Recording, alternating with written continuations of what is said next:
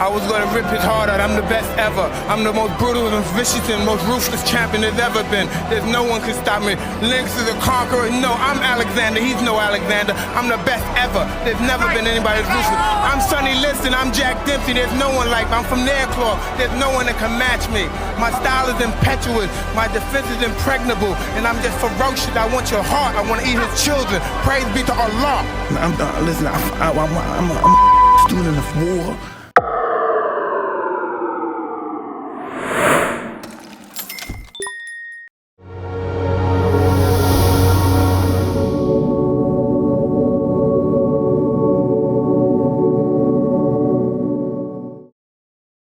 I know all the warriors from Charlemagne, Achilles, the #1 warrior of all warriors. From then Alexander, Napoleon, I know them all. I read them all, I studied them all. I know the art of fight, I know the art of war. That's all I ever studied. That's why I'm so feared. That's why they feared me when I was in the ring, because that's all I was an annihilator. That's all I was born for. And now those days are gone. It's empty. I'm nothing. I'm working on being the art of humbleness. Can you believe in me? That's the reason why I'm crying, because I'm not that person no more. And I miss them. Because sometimes I feel like a bitch. Because I don't want that person to come out, because if he comes out, hell is coming with him. And it's not funny at all. It must sound cool, like I'm a tough guy. It's just, I hate that guy. I'm scared of him. Anyone could beat me or beat him in their living room or in the bed with their girlfriend bragging about themselves. It's when they get in front of me, can they capitalize on the mistakes they see when they're watching me in their living room. It's a big issue. They have no pressure on them in their living room, so they see a lot of mistakes. But in the game of fighting, it's all about you have to commit yourself. In order to be a true champion, true fighter, you have to commit yourself. And in committing yourself, you stand a chance of me killing you, putting you out. I know I'm the best ever when it comes to my punching skills. When the fight is, say, in play, so to speak, no one's champion. He's the only champion when he walks in the ring. During the fight, the championship is vacant, and there's a champion when the fight is over. I evolved, as I said before, because of my experience as a fighter. I've been fighting collectively for 22 years, counting both amateurs and pro, 23 to be exact, and I feel all around better. I feel more relaxed, more calm, and I'm more intuitive to what I do, and this is truly what I love to do. They're going to learn to respect the Barbarian King, champion of the world, Mike Tyson. Then I'll illustrate my reign with bloodshed and pain. Then everybody will fear me. That trembling bones. There's nothing superior than him about me. He has nothing superior than me. There's nothing about him. If anything, he's the Homo sapien, I'm the Homo superior. There's no one that can match me. That means nothing. I've been champion, had 12 defenses, fought all styles, every style. Top men, everybody more experienced than me. This would be new for him to fight somebody more experienced than him that knows how to fight. Is not afraid of him. This is one time he's going to get hit. Guys off of just pure brute strength and intimidation. Most guys were just pretty much intimidated. They lost the fight before they even got hit. Most guys. I knew the art of skullduggery. These guys, I knew how to beat these guys psychologically before I even got in the ring with them. As soon as I come into the ring, I'm gloved. No, stop it. That's not true.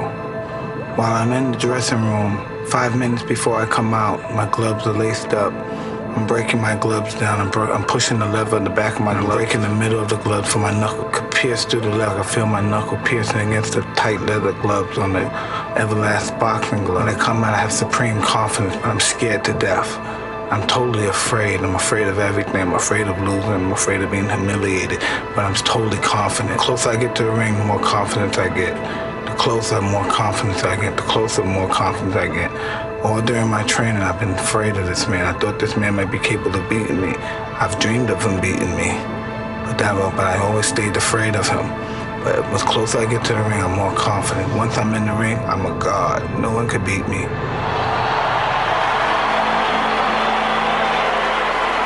I walk around the ring, but I never take my eyes off my opponent. I keep my eyes on him, even if he's ready and pumping. He can't wait to get his hands on me as well.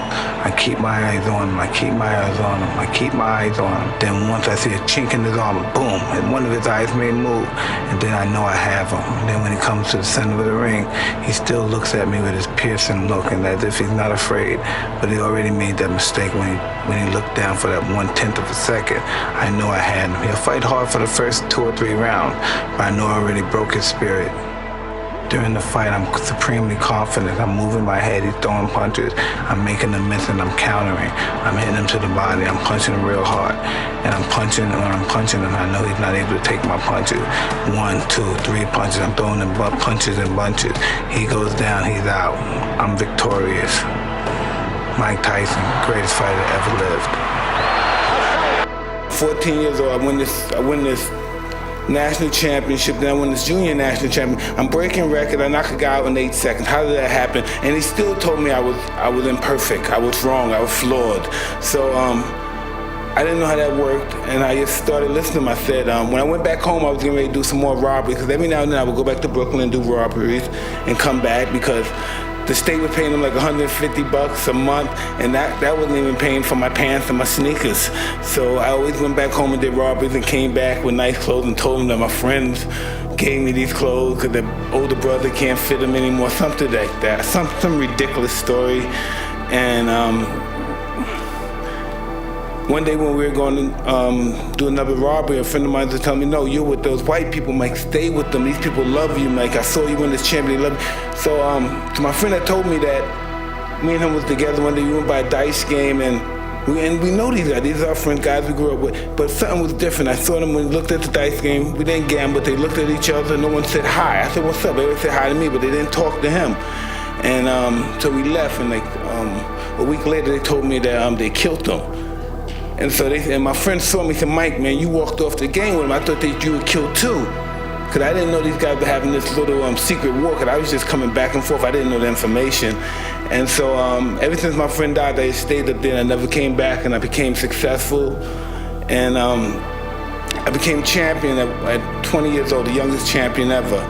I won titles. I had everything in the world, but I still had that darkness in me. I had hundreds of millions, I had money, but I still had that darkness in me. That darkness wasn't out of me yet. And I got in a whole bunch of trouble. I got involved with people who had made me no good. And I lost a lot of money. I kept getting lawsuits. Lawsuits this, lawsuit here, lawsuit here. And most of my money I've tricked off on lawsuits. You know what I mean? You could listen. If I spend $250 million on girls and trips and clothes, that's nothing to what I did on lawsuits, okay? So they really got me good with those lawsuits, but I still didn't have peace. I still had that old darkness from back before. And then, because, of course, my father and mother, they're addicts, and I'm not fighting anymore, and I have nothing to do, why not I become an addict? Because that's just how it goes, right? So I become this addict now, because I always drank my whole life, never stopped drinking. And I became this addict. I've been getting in a lot of trouble. What happened? I had some kids from being an addict. I done married some people from during my addict stage. And, excuse me, I'm sorry, I didn't mean to do that. So listen, and so I started going through this process of I'm carbon clean. So I get clean for a year, I get clean for 5 years, but then I relapse. And the reason why I relapsed because I didn't have a spiritual awakening. Fear is my friend. I love fear. Fear allows me to reach my highest potential. The fear of failing is an illusion. Yeah. Fear is an illusion, but we have to have desire. We have to have something that pushes us. Fear pushes us. We don't understand that living prepares us for death. Our life, it prepares us for death. Even if we die young, it prepares us. So just the fact that we're losing guys like Kobe losing, we're losing people in our families, people dying around us all every day, so we prepare for it. We understand that, but we avoid it. Listen, you think a deer comes to a lake, he feels the intention is a lion in the tree. So normally he'll jump 50 feet, but with that fear, he jumped 40 feet. Yeah. You know, it's the flight of, it's survival. Our fear makes us think things that don't even exist. Our biggest fear never happened. Mm-hmm. Whatever we're afraid of in life, our biggest fear never happens. We go to our grave saying, "Wow, this never happened. I was waiting for this, it never came." You know, it's just it motivates us. We just walk out, we are oblivious. Fear keeps us conscious of our existence. It keeps us conscious of knowing that we're mortal. So before each fight, were you afraid? Listen, right? And I'm conscious. I understand the process of fear. Since I was 13, I understand the process I was taught. And I'm scared, I'm crying. But I'm not crying to get my ass kicked. I'm crying because I'm going to lose fame. People are not going to love me no more. I'm not going to be nice. I'm going to go back to Brownsville. I'm a failure in life. I'm nothing. And then I'm a fight. Then as soon as they say it's time to go, I turn into a monster. How did that happen? Thank you for watching, and please support Motivation University by sharing it and subscribing to get inspiring and new life-changing videos every week.